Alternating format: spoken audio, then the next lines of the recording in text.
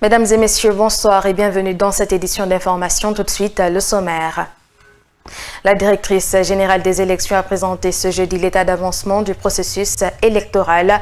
Au cours d'un point de presse, elle est revenue sur la mise en place de 2 commissions clés, l'une chargée de la réception et de la validation des parrainages et l'autre dédiée à la fixation du montant de la caution et au plafonnement des dépenses de campagne pour la présidentielle prévue le 28 décembre 2025.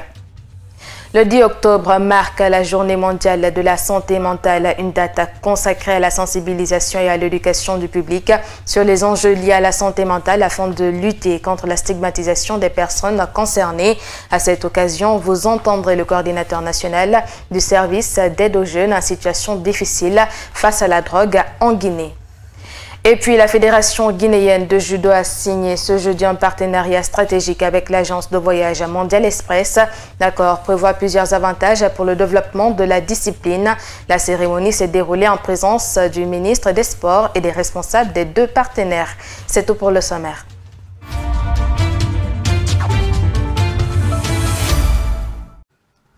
La directrice générale des élections, Dienabou Touré, a animé ce jeudi 9 octobre 2025 un point de presse au siège de la direction générale des élections. Cette rencontre avec les médias avait pour objectif de présenter l'état d'avancement du processus électoral, notamment à travers la mise en place de 2 commissions ad hoc, l'une chargée de la réception et de la validation des parrainages et l'autre de la fixation de la caution et du plafonnement des dépenses de campagne pour l'élection présidentielle prévue le 28 décembre 2025. Un reportage à Germaine Mansaré. Face aux journalistes, la directrice générale des élections, Dienabou Touré, a apporté des précisions sur la collecte des parrainages, le dépôt et la clôture des candidatures, ainsi que sur le nombre de partis politiques et de candidats indépendants ayant déjà soumis leur dossier. Ce sont les 50 partis politiques qui ont déclaré sur l'honneur être candidats et qui ont tous désigné un mandataire pour appartenir aux commissions ad hoc par rapport à la réception, à la validation des parrainages, mais aussi par rapport à la commission financière qui est chargée de faire une proposition, je dis bien une proposition de caution et une proposition de plafonnement des dépenses de campagne. Sur la liste des candidatures indépendantes, nous avons reçu 16 déclarations sur l'honneur qui ont aussi désigné des mandataires. Abordant la question de la caution des candidatures, Dienabou Touré a donné des explications et les critères retenus. La caution, c'est calculé sur la base du bulletin de vote. Les frais liés à la confection des bulletins de vote, c'est ce qui est expliqué et calculé et estimé. Donc cette commission, sur cette base, fait une proposition équitable pour permettre à chaque candidat de payer une caution et de participer aux élections. Cela n'enlève à rien si quelqu'un n'a pas désigné de mandataire. Cela ne veut pas dire qu'il ne sera pas candidat. Il peut être candidat, mais seulement les décisions prises au sein de ces 2 commissions ad hoc s'appliqueront à tout candidat. La directrice générale des élections est revenue sur le rôle et les attributions de chacune des commissions récemment créées. Pour la première commission de réception et de validation des parrainages, vous savez aujourd'hui que conformément à la Constitution, les candidatures indépendantes sont permises au niveau de l'élection présidentielle, des élections législatives, des élections régionales et communales. Donc habituellement en République de Guinée, les candidatures indépendantes étaient simplement au niveau des élections communales. Donc les candidatures indépendantes aujourd'hui sont admises à tout type d'élection en République de Guinée et nous essayons de le mettre en œuvre à travers les parrainages. Et pour que ces parrainages soient reçus et validés, la loi prévoit de mettre une commission en place. Ce point de presse constitue une étape importante dans la préparation du scrutin présidentiel du 28 décembre 2025, une échéance décisive pour la vie politique guinéenne. 50 partis politiques et 16 candidatures indépendantes sont désormais annoncées pour l'élection présidentielle du 28 décembre 2025. À Conakry, cette publication suscite de nombreuses réactions au sein de la classe politique. Nos reporters Moussa Kamara et Mohamed Lamine Dafé ont rencontré plusieurs formations politiques. Les partis politiques et candidats indépendants désirés de participer au scrutin présidentiel sont désormais connus. Une annonce qui réjouit Jean-Marc Teliano, président du RDIG, donc le nom figure sur la liste officielle. Nous avons répondu au communiqué. La politique n'est constituée que pour conquérir au fauteuil, pour participer aux élections. Le RDIG a participé à toutes les élections sur son label. Malgré son ambition pour le fauteuil présidentiel, Jean-Marc Teliano se montre prudent face à la multiplication des candidatures indépendantes. Je suis optimiste par rapport aux candidatures indépendantes. Moi, je n'avais pas voulu les candidatures indépendantes. Parce que n'importe quelle personne de l'étranger, de partout, qui ne connaît pas le paysage politique, qui n'a pas d'ancrage dans le pays, nous ne savons pas d'où viennent ces ressources. De son côté, le parti UDG n'a pas pu déposer son dossier à temps et une contrainte administrative, selon ses responsables, qui ne remet cependant pas en cause leur participation au processus électoral. Deboko Ivogui, membre du parti, s'explique. Comme vous avez vu, le communiqué était un peu laconique. C'est sorti le 7 à 22 h et puis on intime à ces personnalités et aux partis politiques de déposer au plus tard le 9. Et étant donné déjà on était dans la journée du 9 et à notre niveau nous sommes pour le moment en analyse. On ne peut pas pour le moment, je ne peux pas en tant que secrétaire politique vous donner la raison réelle parce que il y a encore des réunions qui vont être organisées les jours à venir. Cette élection, de par son enjeu national, suscite déjà un véritable engouement au sein de la classe politique et de l'opinion publique. Le nom de Dr Ben Youssouf Keïta est parmi les noms des candidatures indépendantes rendues publiques ce jeudi par la directrice générale de la DGE. L'ancien député de la 8e législature a officiellement annoncé sa candidature ce vendredi lors d'une conférence de presse. Il a été interrogé par notre reporter Mamadou Tanouba sur le contenu du code électoral récemment promulgué et l'indépendance de la DGE. Aujourd'hui, nous venons à la direction générale des élections. Nous l'avons soutenu en toute connaissance de cause. Parce que pour nous, c'est les personnes qui sont mises à la tête des institutions qui doivent être neutres, qui doivent être des patriotes, des personnes qui sont là pour respecter leur serment. Et comme nous connaissons tous les Guinéens entre nous, la personne qui a été nommée à la DGE, qui est Mme Touré, c'est une personne digne de confiance. Il n'y a pas un Guinéen politique qui ne connaisse pas Mme Touré. Alors, ça nous a inspiré confiance. Parce que Obama a dit qu'il faut des institutions fortes. Mais pour le moment, quand on n'a pas d'institutions fortes, il faut des personnes crédibles, des personnes neutres, des personnes justes. Madame Camara Touré est une de ces personnes. Nous faisons confiance à la DGE. Maintenant, vous avez parlé du code électoral. Vous avez vu, le code électoral vient d'être promulgué. Nous n'avons pas eu le temps de le lire, parce que nous sommes à pas de course.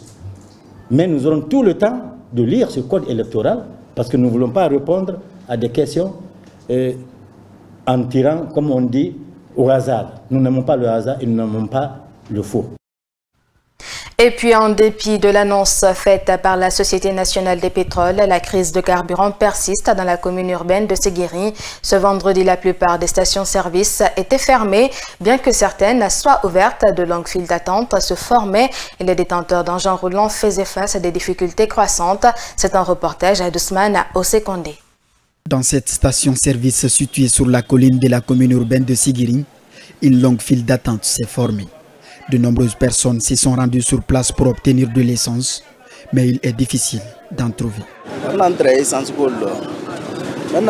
Je suis venu chercher de l'essence, mais il y a trop de monde ici et ils ont cessé de servir à cause de rumeurs qu'ils nous viennent en aide, car de nombreuses stations distribuent de l'essence dans des bidons et la vendent sur le marché noir.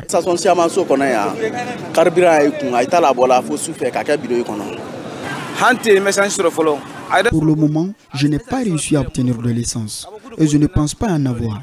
Depuis hier, ma voiture est garée et il est difficile même de trouver de l'essence.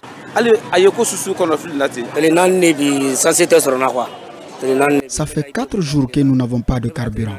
Pour ma part, j'ai même quitté mon travail pour en chercher. La situation devient inquiétante car l'essence est également absente des marchés noirs et ceux qui en disposent la revendent à des prix très élevés. Ils traitent avec le marché noir car ils en tirent des profits. Ils mettent l'essence dans des bidons et la vendent entre 15 et 20 000 francs guinéens. Je demande au préfet de vérifier les stations. S'il y a de l'essence, elles doivent servir les gens. Sinon, nous sommes vraiment épuisés.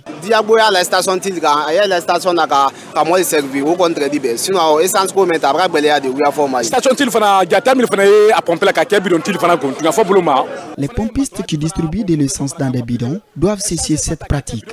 Car sur le marché noir, le carburant est vendu entre 15 000 et 30 000 francs guinéens, ce qui n'est pas acceptable. La plupart des stations-service dans la commune urbaine de Sigiri restaient complètement fermées. Sekou Kamara, un pompiste, confirme qu'il n'y a réellement pas d'essence disponible dans leur station. Chez nous, il n'y a pas d'essence. Nous avons travaillé, mais notre carburant est complètement fini. D'ici demain à 10 h, l'essence arrivera et nous pourrons reprendre le service. Contacté, le directeur préfectoral de la Société nationale des pétroles SONAP confirme que certaines stations manquent encore d'essence depuis la grève des conducteurs. Pendant que nous réalisons ce reportage, les premières citernes d'essence faisaient leur entrée dans la ville aurifère. Je vous l'annonçais au sommaire, le 10 octobre de chaque année, le monde célèbre la journée mondiale de la santé mentale. En Guinée, cette année sera célébrée en différé par le ministère de la Santé. Mais bien avant, Yamoussa Bangoura, coordinateur national du service d'aide aux jeunes en situation difficile par la drogue en Guinée, profite pour interpeller l'État. Mohamed Lamine Dafé et Moussa Kamara. Créée en 1992 par la Fédération mondiale pour la santé mentale, cette journée bénéficie du soutien de l'Organisation mondiale de la santé, OMS. Elle vise à sensibiliser, informer et mobiliser les citoyens, les décideurs et les professionnels autour des enjeux liés aux troubles mentaux. C'est à cause de tous ces objectifs que Yamoussa Bangoura, coordinateur national du service d'aide aux jeunes en situation difficile par la drogue en Guinée, appelle le gouvernement à prendre cette journée à bras le corps en finançant le programme de santé mentale. Cette journée sera célébrée en différé le 14. Mais nous nous sommes dit qu'il faut dès maintenant interpeller les autorités à pouvoir prendre au sérieux cette journée et à comprendre les conséquences liées à la problématique de la santé mentale. La Guinée a un programme de santé mentale, vous comprenez, et qui a besoin aujourd'hui d'un accompagnement financier. Cet acteur de la société civile guinéenne interpelle également le gouvernement à mettre les personnes victimes des inondations de cette saison pluvieuse au centre de la célébration de cette journée, car pour lui, ces personnes ont plus besoin d'un traitement mental que de nourriture. Accompagner ces personnes pour que, victimes d'inondations, de catastrophes humanitaires, que ces personnes soient, en premier lieu, puissent bénéficier d'une aide en santé mentale, mais aussi d'une assistance psychosociale. Mais souvent, les gens, il y a l'ignorance, on comprend ça. Les gens ne parviennent pas à comprendre que cette personne, celle qui a perdu 2 à 3 personnes par exemple, n'a pas besoin, ou l'accompagnement prioritaire, c'est pas l'accompagnement alimentaire, non, ou un logement, une nourriture, non, c'est pas ça, mon frère. Cette personne, elle est affectée. Soit. Cette journée a pour thème, cette année, accès aux services de santé mentale et fisco-social après les catastrophes et urgences. La Fédération guinéenne de judo et discipline associée a signé ce jeudi un accord de partenariat stratégique avec l'agence de voyage Mondial Express. À travers cette collaboration, la Fédération entend bénéficier de plusieurs avantages logistiques et organisationnels pour le développement de ses activités. La cérémonie de signature a réuni le ministre des Sports, des cadres de la Fédération ainsi que le directeur général de Mondial Express, Hassan Diallo et Michel Wamouno. Le développement du judo en Guinée se poursuit grâce à ces deux initiatives qui visent à soutenir à la fois la mobilité des athlètes, la logistique pour les compétitions et la modernisation technique de la fédération. Mondial Express, le leader du voyage en Guinée à travers cette signature de partenariat avec la Fédération guinéenne de judo et disciplines associées, a pour objectif d'assurer un accompagnement durable de la discipline. Alors, ce partenariat est l'aboutissement, j'ai envie de dire, d'un processus qui est parti il y a quelques mois entre la Fédération guinéenne de judo et Mondial Express. Mondial Express qui est une agence de voyage qui accompagne et assure la mobilité à travers le monde. Alors, nous avons souhaité, à travers ce partenariat, accompagner sur le long terme la Fédération de judo, aussi bien en termes, comme je l'ai dit, de mobilité, qu'en termes d'équipement, mais aussi l'organisation même des compétitions à travers la Guinée et à l'international s'il y a lieu. Le secrétaire général de la Fédération guinéenne de judo, lui, a exprimé sa satisfaction à l'égard de ce partenariat qu'il considère comme crucial pour le judo en Guinée. La signature de cette convention, nous sommes optimistes là-dessus et nous attendons à un grand changement au sein non seulement de la fédération, de la technique et aussi sur le plan administratif. Parce que là, comme vous le constatez, les voyages, les athlètes vont s'entraîner et puis émettre leurs billets et avoir les frais d'accréditation et tant d'autres. Nous allons finir avec ce volet qui vraiment nous posait d'énormes difficultés. Le ministre des Sports, Kémo Bogola Arba, a exprimé sa gratitude envers le président directeur général de Mondial Express pour sa vision et son soutien avant de lancer un appel aux autres entreprises pour passer enfin du sport ordinaire au sport économie en Guinée. Nous sommes heureux que Mondial Express puisse avoir confiance en ce public du judo pour faire son entrée parmi les mécènes et les sponsors. Nous tenons à vous féliciter et vous remercier. Et ce que nous pouvons vous rassurer, c'est que ce ne sera pas un investissement perdu parce que nous allons accompagner les événements. Donc en tant que gouvernement, nous nous engageons à travailler avec vous pour trouver évidemment les salles. Et vous, en tant que fédération, vous allez continuer à augmenter le nombre de licenciés et les sponsors vont continuer à nous appuyer, les médias aussi vont continuer à donner la visibilité pour que chacun gagne et qu'on quitte définitivement du sport, activité physique, à sport, économie sportive. La cérémonie présidée par le ministre des Sports, Kémo Bogola Arba, s'est terminée par la remise des équipements offerts par la Fédération internationale du judo, destinés à la préparation de l'Open de Conakry 2026 à la Fédération guinéenne de judo et disciplines associées, sous l'œil vigilant du président du Comité national olympique, de l'ambassadeur japonais en Guinée, ainsi que d'anciens dirigeants et de nombreuses personnalités du judo national.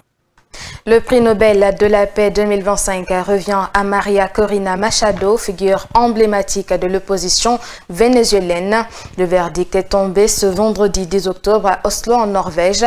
Le comité norvégien du Nobel salue son engagement pour la démocratie et les droits civiques dans un contexte de répression et d'autoritarisme. J'y arrive.